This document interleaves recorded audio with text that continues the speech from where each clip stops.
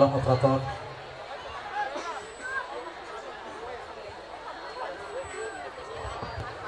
Assalamualaikum warahmatullahi wabarakatuh.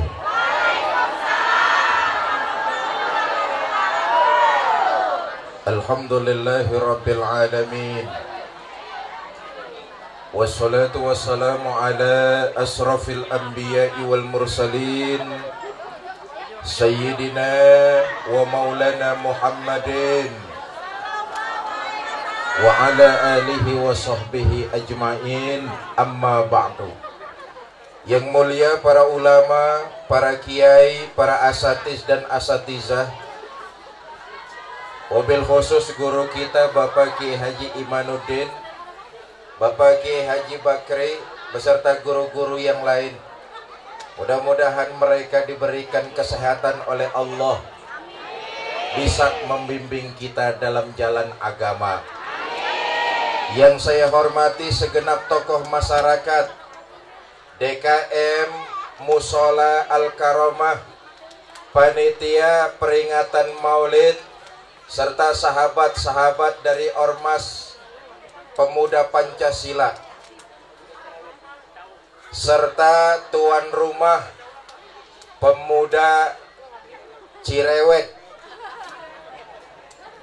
disingkat jadi PECI. Ini kampung Cirewetnya.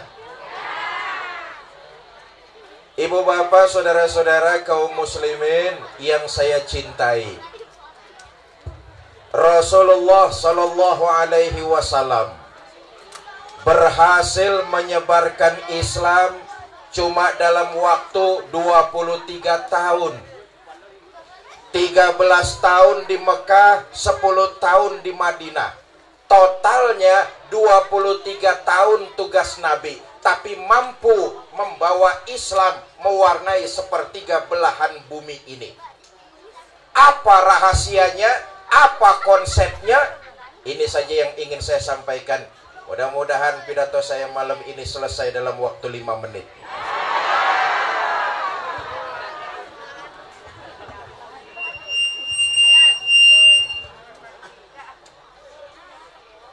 Emang pidato di kampung Cirewet sampai jam berapa ini? Jam 12. Lu ngundang apa ngontrak lu? Ikut patungan goceng aja nawar.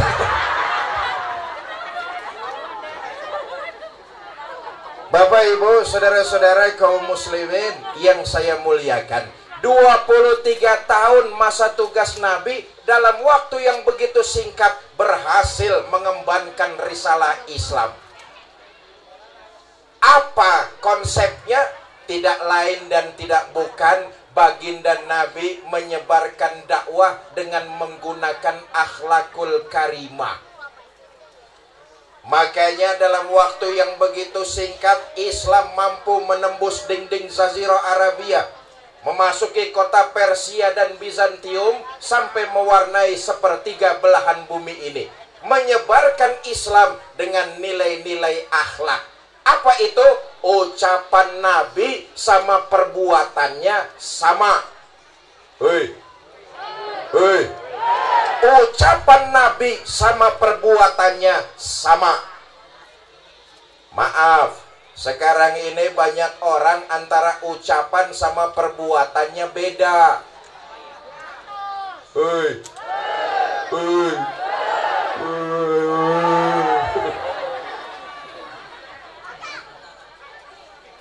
Nabi apa yang diucapkan dengan apa yang dilakukan sama. Kalau Nabi bilang A yang dilakukan. Kalau Nabi bilang B yang dikerjakan. Itulah cerminan akhlak. Maka dalam waktu 23 tahun lamanya Islam mampu diterima oleh masyarakat luas. Ayo kita lihat. Bu, Nabi diangkat jadi Rasul itu kan umurnya 40 tahun. Betul? Mula-mula menyebarkan Islam itu di Mekah sembunyi-sembunyi. Dari rumah ke rumah, dari pintu ke pintu, dari orang ke orang.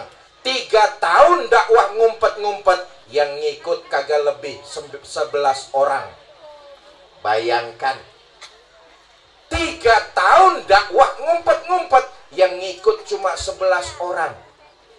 Sudah nggak digaji, nggak dapat fasilitas, nggak memperoleh beras. 3 tahun dakwah, yang ngikut nggak kurang jumlahnya cuma 11 orang. Sekarang calon bupati mana yang masih mau kampanye? Kalau 3 tahun kampanye, yang milih cuma 11 orang.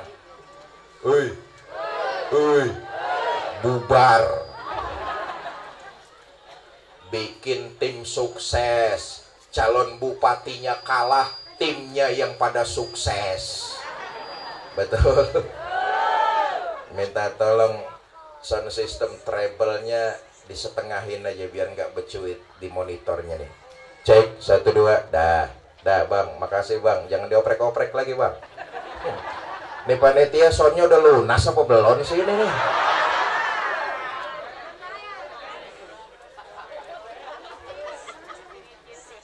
Tahun dakwah ngumpet-ngumpet, yang ngikut 11 orang. Turun perintah dari Allah, fasda bima tu'mar. Muhammad, sampaikan Islam secara terbuka, nggak usah ngumpet-ngumpet lagi. Saudara, kalau menebarkan nilai kebenaran, terang-terangan saja, nggak usah ngumpet-ngumpet. Kalau berbuat baik dan menebarkan kebenaran, terang-terangan saja. Jangan ngumpet-ngumpet, kecuali nurunin baleho.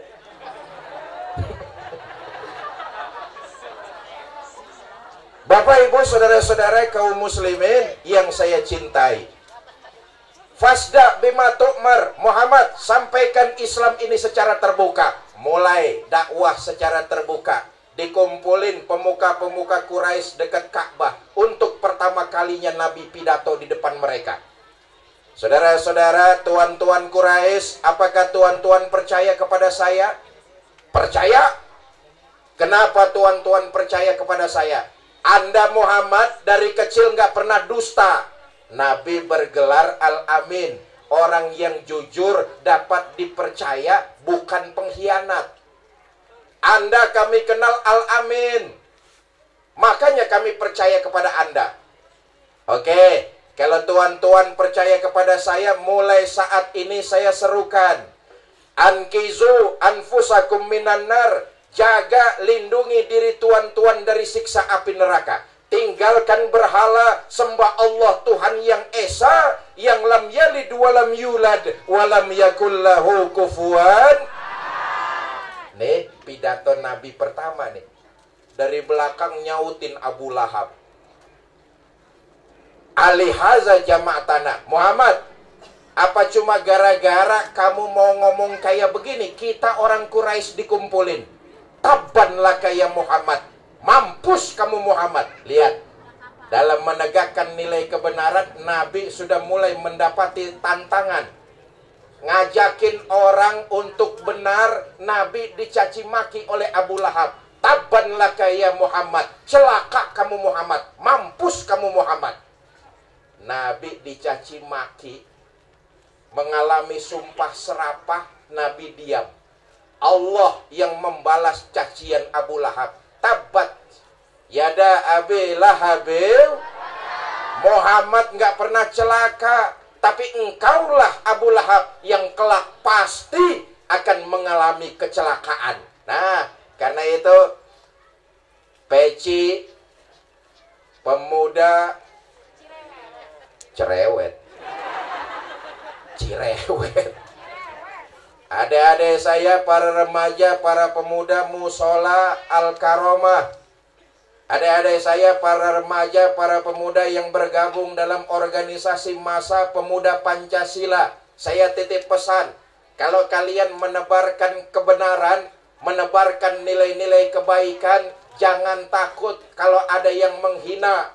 Jangan takut kalau ada yang mencaci. Jangan mundur kalau ada yang memaki. Teruslah berjalan dan menebarkan kebenaran.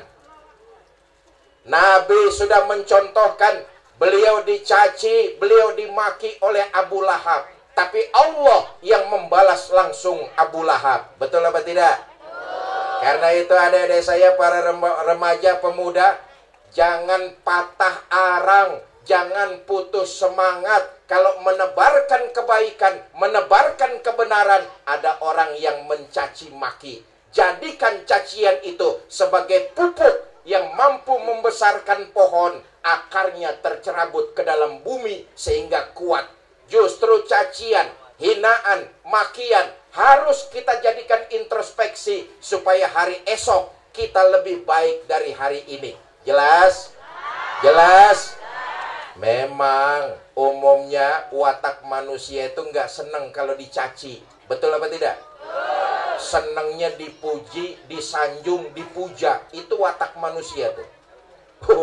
Kalau dipuji, mumbul ke atas langit tinggi. Betul apa enggak? Nggak percaya nih, ntar pulang maulid dari musola, saudara di tengah jalan ketemu sama perempuan. Saudara bilang, "Neng, kamu cantik dah." Tuh perempuan mungkin cuman jawabin, "Ah, abang bisa aja." Walaupun tuh perempuan cuma jawabin, "Ah, abang bisa aja," saya yakin lubang hidungnya mah tetap aja megar. Kenapa? Watak manusia senangnya dipuji, nggak senang dicaci. Ayo kita jadikan cacian, makian, hinaan sebagai pupuk kompos yang menyuburkan kita agar hari esok lebih baik dari hari ini. Ibu bapak, saudara-saudara, Nabi nggak cuma ngalamin cacian, Nabi juga ngalamin bentuk kekerasan. Dari mulai disiksa sampai diancam akan dibunuh, Nabi mendapati perlakuan seperti itu. Waktu dakwah di Mekah udah nggak lagi kondusif, Nabi pindah dakwah ke daerah Taif. Bu, ibu tahu Taif? Perempatan Cikupa belok kanan tuh. Tahu, so tahu lu. Dakwah di Mekah nggak kondusif, Nabi pindah dakwah ke Taif. Apa yang dilakukan orang-orang Taif? Nih kurang ngajarnya ketika itu orang-orang Taif nih. Diajak untuk ke jalan kebenaran, dakwah Nabi bukan disambut, tapi disambit. Ya Allah. Saudara bayangkan, Sayyidul Mursalin, Khotamun Nabiyyin, ngajakin orang untuk benar, dakwahnya bukan disambut, tapi disambit. Berdarah kaki junjungan kita baginda Nabi besar Muhammad Sallallahu Alaihi Wasallam. Menghindar Nabi ke kebun anggur. Turun malaikat Jibril menawarkan bantuan. Innallaha amarani an uti'ak. Muhammad, Allah memerintahkan kepada saya untuk patuh apa komando kamu. Kalau tadi dakwamu disambitin sama orang-orang Taif, sekarang juga saya angkat gunung, saya timpakan kepada mereka biar mati semua. Bagaimana Muhammad? Jangan Jibril, jangan. Inilah akhlak junjungan kita baginda Nabi besar Muhammad. Disambitin, yang nyambitin mau ditibanin batu oleh malaikat Jibril. Kata Nabi, jangan Jibril, jangan. Sampean disambitin Muhammad, kakimu berdarah-darah. Biarin, saya ini sedang berjuang Jibril. Berjuang itu jalannya panjang, nggak semudah membalikan telapak tangan, ada proses. Kalau sekarang bapaknya kafir, siapa tahu besok anaknya dapat hidayah masuk Islam. Kalau anaknya kafir lagi bagaimana Muhammad? Ya cucunya. Susah Muhammad, susah. Susah bagaimana? Ma fil abna. Bagaimana bapak, begitulah anak. Biasanya kalau bapak kalong, anak kampret. Bapak nyolong, ya anak pan nyopet. Enggak juga Jibril, saya malah mau mendoakan mereka. Nah, ini lihat akhlak baginda Nabi nih. Mengalami penyiksaan, disambiti, kakinya berdarah-darah, yang nyambiti malah didoain. Allahumma hdi qaumin fa innahum la ya'lamun. Ya Allah, berikan mereka hidayah, karena sesungguhnya mereka tidak tahu. Bapak Ibu, saudara-saudara kaum muslimin yang saya cintai, Musola Al-Karomah tiap tahun melaksanakan peringatan Maulid. Hendaknya kita semua jangan terjebak hanya sekedar memperingati rutinitas ritualnya saja. Maka seyogianya mulai malam ini dan seterusnya kita berazam untuk lebih mencintai junjungan kita, baginda Nabi besar Muhammad. Kalau soal ditanya Nabi cinta kepada kita sebesar apa, oh saudara, nggak usah diragukan lagi. Nabi itu zohir batin cinta kepada umatnya. Bukan cuma di dunia Nabi cinta kepada kita, di akhirat Nabi akan mencari kita. Tidak perlu diragukan lagi kecintaan Nabi kepada kita. Zohir dan batin beliau mencintai kita sebagai umatnya. Saya ingin menerangkan dua hal bukti cinta Nabi. Mudah-mudahan akan bertambah kuat cinta kita kepada beliau. Amin. Karena itu saya katakan jangan meragukan cinta baginda Nabi kepada kita. Di antara dua buktinya yang ingin saya sampaikan. Pertama, bukti cinta Nabi kepada kita. Bu, untuk ukuran hidup orang Cikupa. Ini Cikupa ya? Untuk ukuran hidup orang Cikupa, Nabi itu hidupnya sederhana. Rumahnya kecil. Tidurnya di atas pelepah daun korma, kadang-kadang sampai berbekas di pipinya yang mulia. Ya Allah. Sarapan paginya seteguk air zam-zam, sepotong roti, kadang-kadang 1-2 butir korma. Dalam hidup yang begitu sederhana, Allah menawarkan bantuan. Wala saufa yu'tika rabbuka fatarda. Muhammad, apa saja yang kamu minta, aku berikan. Asal bisa membuat hati kamu senang. Mau apa Muhammad? Ngomong. Kamu mau harta yang banyak? Ngomong. Atau mau jabatan yang tinggi? Ngomong. Mau pangkat yang luas?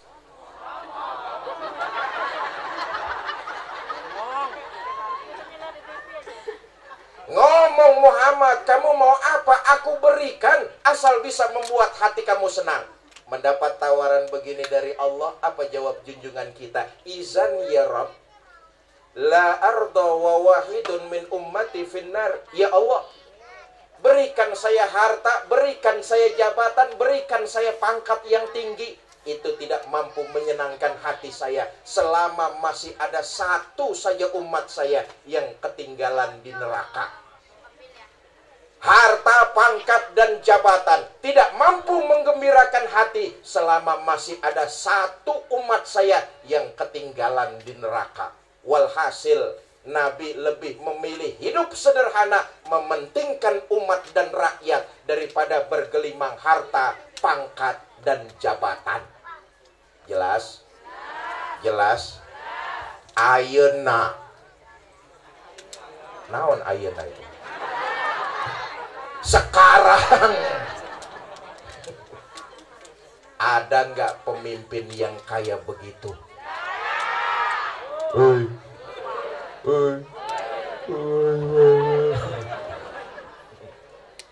Zohir dan batin, baginda Nabi cinta kepada kita umatnya.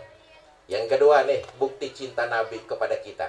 Saudara, tanggal 12 Rabiul Awal, jumhur ulama sepakat. Tanggalnya dan harinya sama persis ketika Nabi dilahirkan ke alam dunia.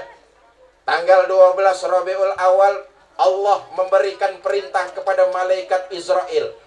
Israel, labbaik ya Allah. Turun ke alam dunia. Ambil ruh kekasihku Muhammad. Cabut nyawanya pelan-pelan. Jangan main betot. Biiznillah turun malaikat Israel ala suratil insan ditemani dengan malaikat Jibril. Nabi lihat sebelah kanan malaikat Jibril, lihat sebelah kiri malaikat Israel, malaikat maut. Beliau berkata kepada malaikat Jibril, Jibril, ajal saya sudah dekat. Sudah Muhammad, ajalmu sudah dekat.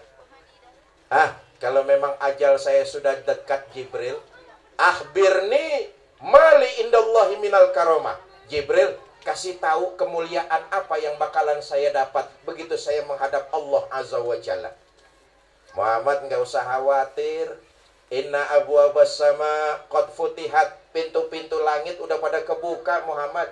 Para malaikat dan bidadari sudah siap menunggu dan menyambut kedatangan ruhmu yang suci. Nggak usah khawatir. Alhamdulillah. Itu saya Jibril. Iya. Kalau buat saya pintu langit sudah dibuka, para malaikat sudah menunggu, alhamdulillah. Cuma yang saya maksud bukan itu Jibril. Loh, yang kamu maksud bagaimana? Umat saya. Bagaimana Jibril? Umat saya. Umat kamu yang mana? Yang di kampung Cirewet, udah jam 10:30 masih maulid aja. Bagaimana mereka? Kita yang ditanya ini. Hei. Umat saya bagaimana Jibril? Mereka di Cikupa mengadakan maulid walaupun kegerimisan, nggak bergerak, tetap duduk khusyuk mendengarkan ilmu-ilmu dari para ulama. Mereka bagaimana Jibril umat saya? Oh, umatmu nggak usah khawatir Muhammad. Allah sudah memberikan jaminan. Inni haramtul jannata ala sairil umam hatta tadkhulaha ummatuka. Sorga diharamkan dimasuki umat-umat lain sebelum umatmu Muhammad masuk lebih dulu ke dalamnya. Alhamdulillah. Ini keutamaan baginda kita Nabi besar Muhammad sallallahu alaihi wasallam. Saudara nggak usah resah gundah gulana. Walaupun kita ini umat paling akhir, tapi di akhirat karena jadi pengikut baginda Nabi punya keutamaan. Dibangkitkan lebih dulu, dihisab lebih dulu, lewat sirotol mustaqim lebih dulu, masuk sorga lebih dulu. Kalau toh mampir ke neraka juga lebih. Ya resiko. Jibril, kalau memang Allah sudah memberikan jaminan, sekarang saya lega. Ayo malaikat maut, malaikat Israel, cabut ruh saya. Mulai proses pencabutan ruh. Naik ruh itu ke lutut, dari lutut ke pusat, dari pusat ke dada, dari dada ke tenggorokan. Ketika ajal baginda Nabi sudah sampai tenggorokan, putri tercinta Sayyidah Fatimah mendekatkan telinga ke bibir mulia ayahandanya. Sebelum ruh keluar, sebelum ajal datang, 3 kalimat yang terucap dari bibir mulia baginda Nabi. As-shalah, as-shalah, an-nisa, ittaqun nisa, ummati, ummati. As-shalah, as-shalah, salat, dirikan salat. An-nisa, ittaqun nisa, wanita, lindungi, hormati, muliakan kaum wanita. Ummati, ummati, umatku, umatku.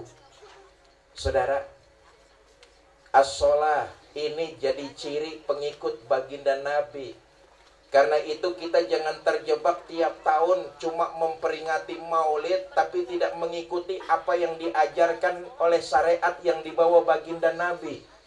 Salah satu ciri pengikut baginda Nabi itu as-shalah, rukaan sujada, mendirikan sholat.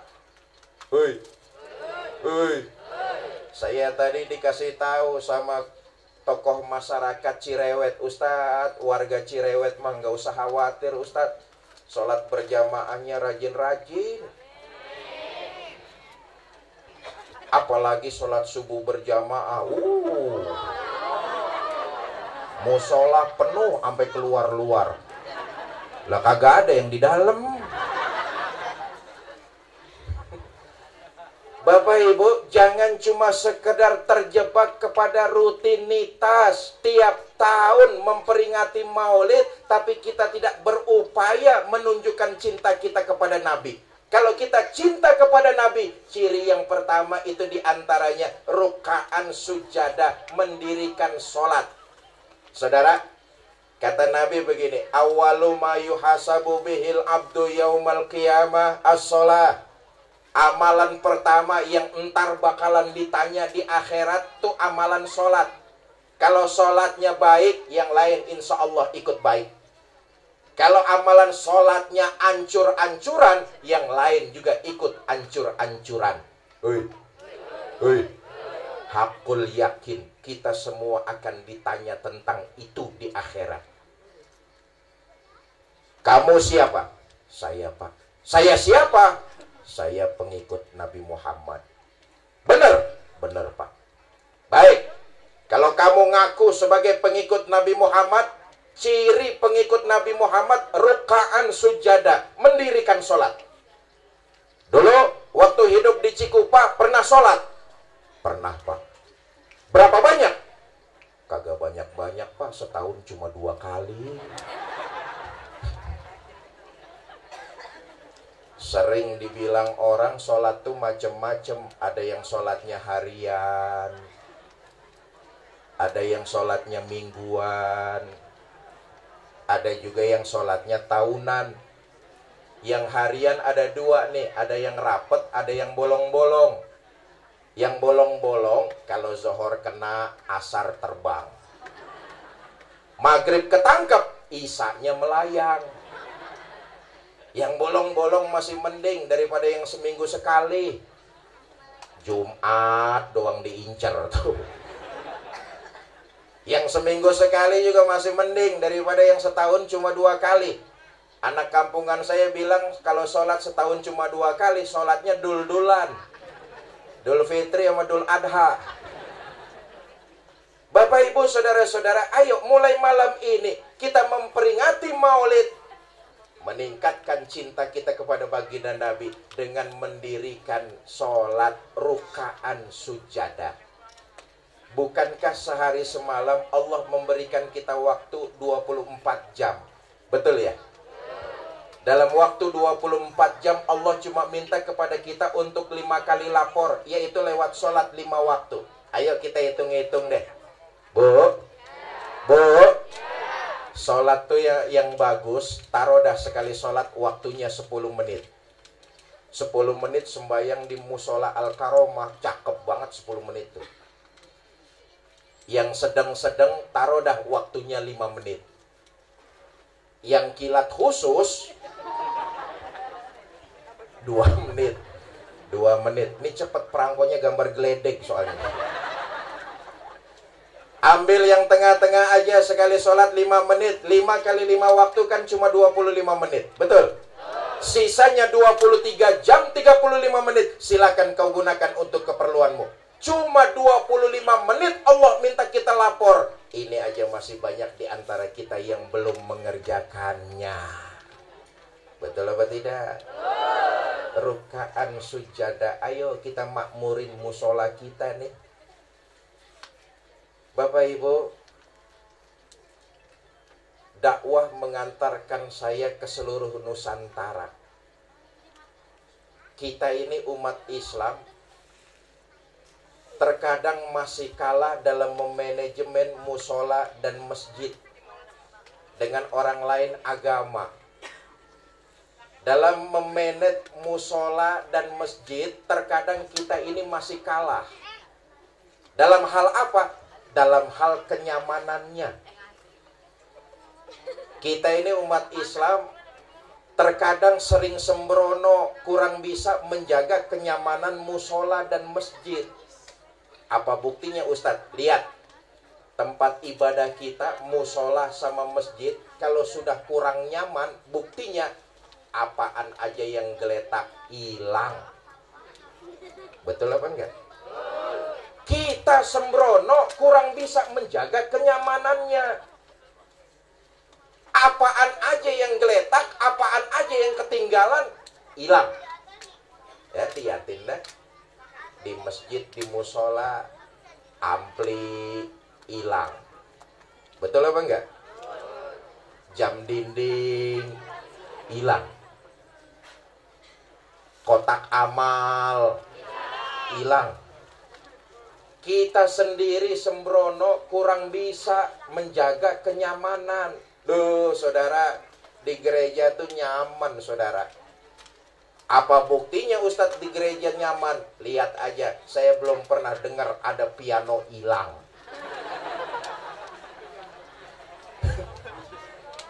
Kita di musola jangan piano hilang. Sendal rombeng aja masih dicolong orang. Betul. Katanya di musola tuh cuma 2 yang gak bakalan hilang.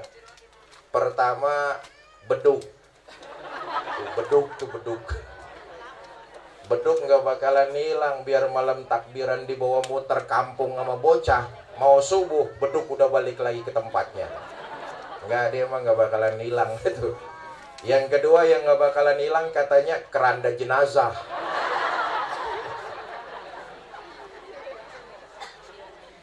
Makmurin musola kita nih, bentuk perwujudan dari cinta kita kepada baginda Nabi Muhammad Sallallahu Alaihi Wasallam. Bagaimana caranya? Rukaan sujada, memakmurkan masjid, memakmurkan musola, mendirikan sholat. As-sholat, as-sholat. Yang kedua, an-nisa itakun nisa, wanita lindungi, hormati, muliakan kaum wanita.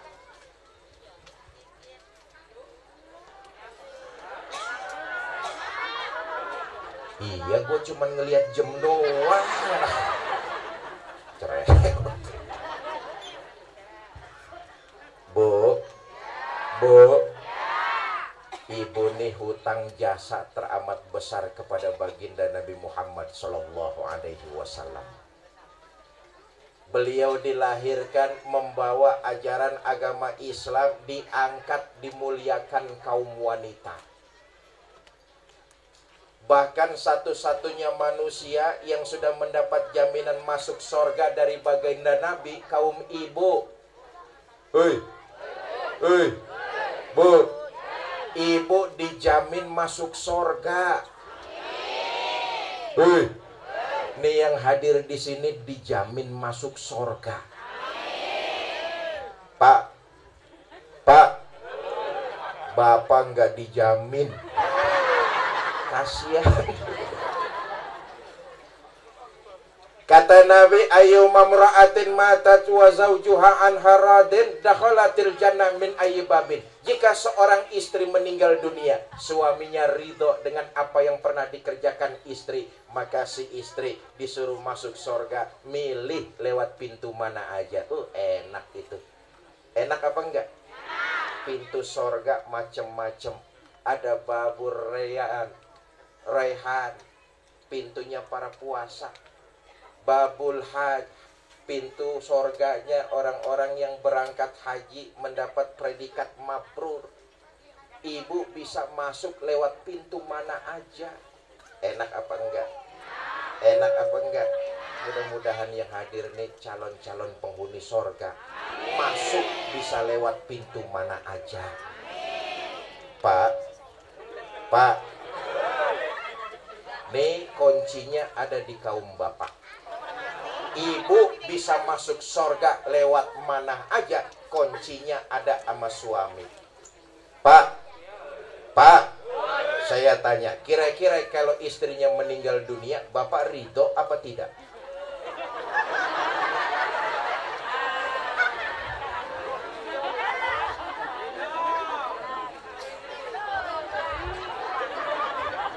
Oh, yang jawabin ridho udah kesel benar sama istrinya. An-nisa itakun nisa, wanita lindungi, hormati, muliakan. Kaum ibu, kaum perempuan, hutang jasa teramat besar kepada baginda Nabi. Ayo lihat sejarah. Bu, 15 abad yang lalu sebelum Nabi lahir ke alam dunia, dunia itu cuma ada 3 peradaban besar. Ini sejarah loh. Romawi, Yunani, Asia Tenggara. Ketiga-tiganya itu sangat merendahkan kaum wanita. Di Romawi seorang bapak boleh memperjualbelikan anak gadisnya. Di Yunani seorang suami menjadikan istri komoditas barang dagangan di pasar. Nauzubillah, summa nauzubillah. Di Asia Tenggara, di Cina, dinasti terakhir kerajaan Han di Cina itu pernah membangun istana dengan 1000 kamar. Kenapa? Karena istri raja 1000, bini raja 1000. Bini raja 1000. Saya nggak bisa pikirkan kalau raja istrinya sampai 1000. Itu raja kapan sempat pakai kolornya?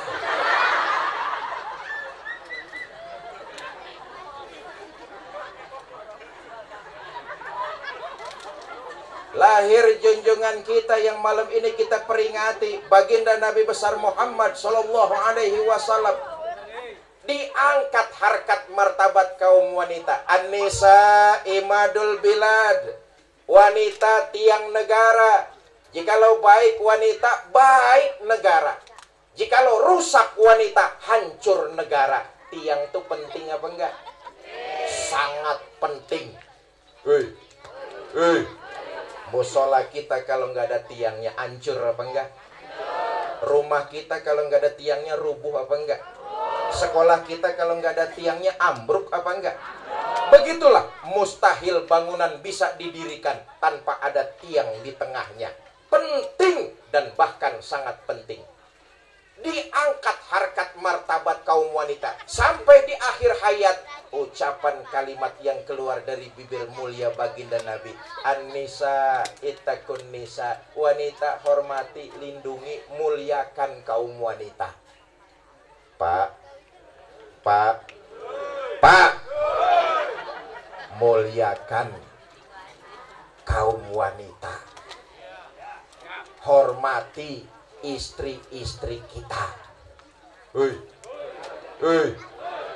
Nabi memperlakukan keluarganya dengan sangat lembut.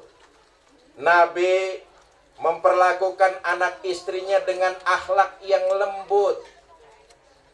Anas bin Malik pernah menceritakan, bertahun-tahun saya ikut mengabdi di rumah tangga Nabi, belum pernah terucap dari bibir beliau makian terhadap istrinya. Belum pernah saya dengar, padahal saya bertahun-tahun ikut ngabdi di rumah tangga baginda Nabi. Belum pernah saya lihat Nabi menghardik istrinya. Persis suami-suami sini nih. Amin. Oh, bahkan Nabi kalau manggil istrinya tuh kalimatnya romantis, penuh dengan cinta dan kasih sayang. Sejarah mencatat Nabi kalau manggil istrinya dengan kalimat ya Humaira, hai yang kemerah-merahan. Romantis. Bahasa anak sekarangnya, ada apa beb? Nah ini ngajarin kepada kita nih para suami.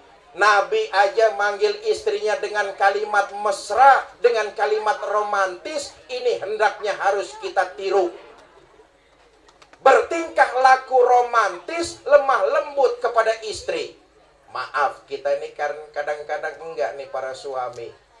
Terlalu jujur, tapi sering nyakitin bini. Udah tahu istrinya hitam, kalau manggil, buluk, sini loh. Ini jujur cuman nyakitin ini. An-nisa ittaqun nisa. Wanita lindungi, muliakan, hormati kaum wanita. Yang